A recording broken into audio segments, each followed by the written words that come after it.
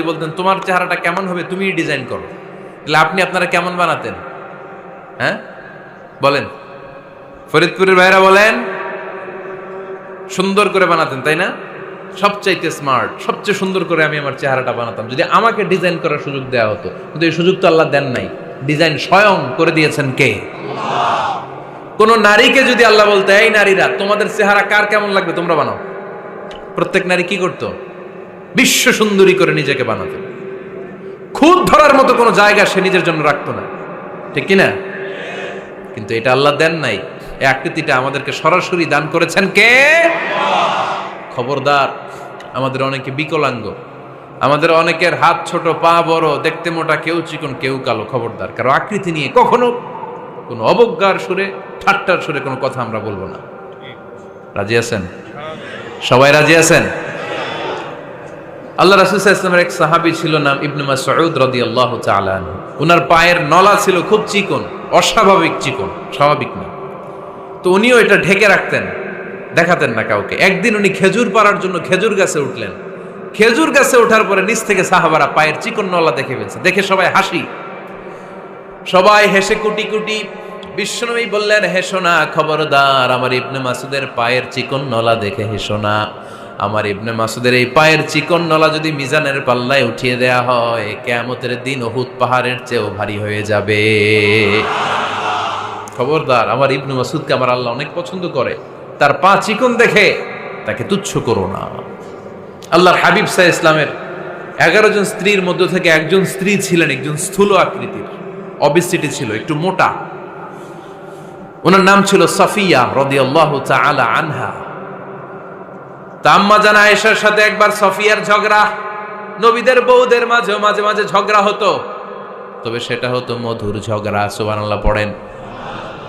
আম্মা জান আয়েশা রাদিয়াল্লাহু তাআলা আনহার বাসায় একদিন বিশ্বনবী বসা ছিলেন। আরেকজন স্ত্রী, বিশ্বনবীর আরেকজন স্ত্রী রান্না করে কিছু খাবার আম্মা জান আয়েশার ঘরে পাঠিয়েছেন। এক দাসী দিয়ে বলল, যাও এটা আয়েশার ঘরে দিয়ে আসো, কারণ নবী আয়েশার ঘরে। আম্মা জান আয়েশা রাদিয়াল্লাহু তাআলা আনহা বললেন, এগুলো কি?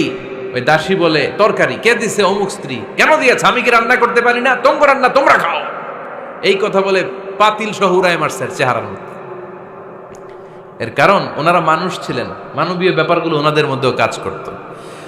আবার এক স্ত্রী ঝোল দিয়ে রান্না করে কিছু খাবার নিয়ে এসেছে। আম্মা জান আয়েশা রেগে মেগে ওই ঝোল নিয়ে ওই স্ত্রীর গালের মধ্যে মেখে দিয়েছেন। বিশ্বনবীর আরেক বউয়ের গালের মধ্যে ওই ঝোল লাগাই দিচ্ছে। এবার ওই স্ত্রী বিশ্বনবীর কাছে যেয়ে বলে, ইয়া রাসূলুল্লাহ, দেখেন আয়েশারে আপনি বেশি আদর করেন তো, দেখেন কি করে আমাদের সাথে।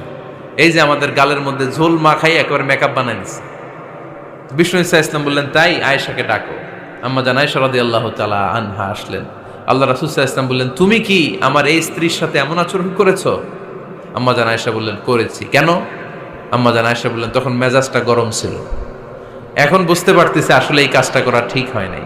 এবার বিশ্বনবী বিচার করবেন। বিশ্বনবী বললেন, আল কিসাস, যেমন করা হয়েছে বিচার হবে তেমন। তোমার গালে যেমনি ঝোল লাগাই দিছে, তুমি একটু ঝোল নিয়ে আয়েশার গালে লাগাই দাও। সুবহানাল্লাহ পড়বেন না? ওই স্ত্রীও কিছু ঝোল নিয়ে আম্মা জান আয়েশার গালে লাগাই দিল। এখন দুইজনে হাসতেছে, বিশ্বনবীও হাসলেন, আরশের উপর থেকে খুশি হয়ে গেলেন কে? তো স্ত্রীদের মধ্যে মাঝে মাঝে এটা ঘটতো। সাফিয়া রাদিয়াল্লাহু তাআলা আনহা ছিলেন একটু মোটা। আম্মা জান আয়েশা বললেন, ইয়া রাসূলুল্লাহ, দেখেন আপনার মুটি বউ, আপনার মুটকি বউ, এই মুটি বউ বলে একদিন একটা গালির মতো দিয়ে ফেলছে। আল্লাহ রাসূল সাল্লাল্লাহু আলাইহি ওয়াসাল্লাম রেগে গেলেন, বললেন, আয়েশা এটা কেমন কথা তুমি বললা মুটি? আমার সাফিয়ারে তুমি মুটি বলে গালে দিলা রে আয়েশা। ইয়া আয়েশা লাকাদ কুলতিলা কালিমা লাউ মুজিজাত বিমাইল বাহরি লামাজাজাতহু। এমন একটা মন্তব্য তুমি সাফিয়ার ব্যাপারে করে ফেলেছো রে আয়েশা, এই কথাটা যদি সাগরের নীল পানির মধ্যে ছেড়ে দেয়া হয়, এই কথার পঙ্কিলতার কারণে, এই কথার কর্দমাক্ততার কারণে, এই কথার পঙ্কিলতার কারণে সাগরের সব পানিগুলো মুহূর্তের মধ্যে কালো হয়ে যাবে। এই কথাটা সাগরে ফেলে দিলে সাগরের নীল পানি পুরোটা কালো হয়ে যাবে। আয়েশা, খবরদার, কাউকে তুচ্ছ করে অবজ্ঞা করে কখনো কিছু বলা যাবে না। এই জিহ্বাটা এটা ভয়ঙ্কর একটা অঙ্গ। বেশিরভাগ পাপ এই জিহ্বা দিয়ে হয়। কি দিয়ে হয়? এজন্য সাহাবারা জিহ্বা ধরে মাঝে মাঝে জিহ্বার মধ্যে ব্যাত মারতেন আর বলতেন, জিহ্বা তোর জন্য আমি আটকে যাব কিয়ামতের দিন। আমলিক আলাইকা লিসানাক, নিজের জিব্বার মালিক নিজে হন। আপনার জিব্বার মালিক যেন শয়তান না হয়ে যায়। জিব্বা আপনার, শয়তানের ভাষায় আপনি কথা বলেন কেন? খবরদার, প্রতিটা কমেন্ট, প্রতিটা কথা, প্রতিটা মন্তব্য, এগুলোর ব্যাপারে কিয়ামতের দিন পাই টু পাই করে আপনার কাছে আল্লাহর সুপ্রিম কোর্টের কাঠগড়ায় দাঁড় করিয়ে আপনারা জিজ্ঞেস করবে কে? এজন্য বিশ্বনবী বলছেন, মাইয়াদমানলি মা বাইনা লিহইয়াইহি ওয়া মা বাইনা রিজলাইহি আদমান লাহুল জান্নাহ। আমার কোন উম্মত যদি দুইটা অঙ্গের গ্যারান্টি আমারে দেয়, আমি আমার উম্মতকে জান্নাতের গ্যারান্টি দেব। দুইটা অঙ্গের, একটা হলো জিহ্বা আর একটা লজ্জাস্থান। দুই চোয়ালের মাঝে যা থাকে লিজ্জা, জিহ্বা, আর দুই পায়ের মাঝখানে যা থাকে লজ্জাস্থান। এই দুইটা অঙ্গের গ্যারান্টি যদি বিশ্বনবীকে আপনি দেন যে নবী জিহ্বা আর লজ্জাস্থান এই দুইটা অঙ্গের কোনো পাপ আমি করব না, নবী বলে আমি দুনিয়ায় তোমার জান্নাতের গ্যারান্টি দিলাম। এজন্য জিহ্বাটারে সামলান, যা মনে চায় বললেন না। খবর আছে না নাই? খবর আছে। মা ইয়ালফিযু মিন কাউলিন ইল্লা লাদাইহি রাকীবুন আতীদ। যা মুখ দিয়ে বের হয় লিখে রাখার জন্য দুইজন ফেরেশতা রেডি করে রেখেছে কে? চিল্লায় বলেন।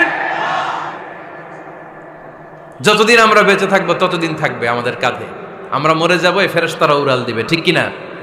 দুই কান্দে জি ছিল যে তোমার দুইজনা পাহারা, তোমারে একলা থইয়া পালাইছে তাহারা। তোমার আটকুঠুরি নয় দরজা বন্ধ এবার হলো রে হলো, মুখে আল্লাহ রসুল সবে বলো, ও মুখে আল্লাহ রসুল সবে বলো। দুয়ারে আইসাছে পালকি নাই হরি গাও তোলো রে তোলো, মুখে আল্লাহ রসুল সবে বলো, ঠিক না? এজন্য সাবধান। আমলিক আলাইকা লিসানাক, নিজের জিহ্বার মালিক নিজে হন, মন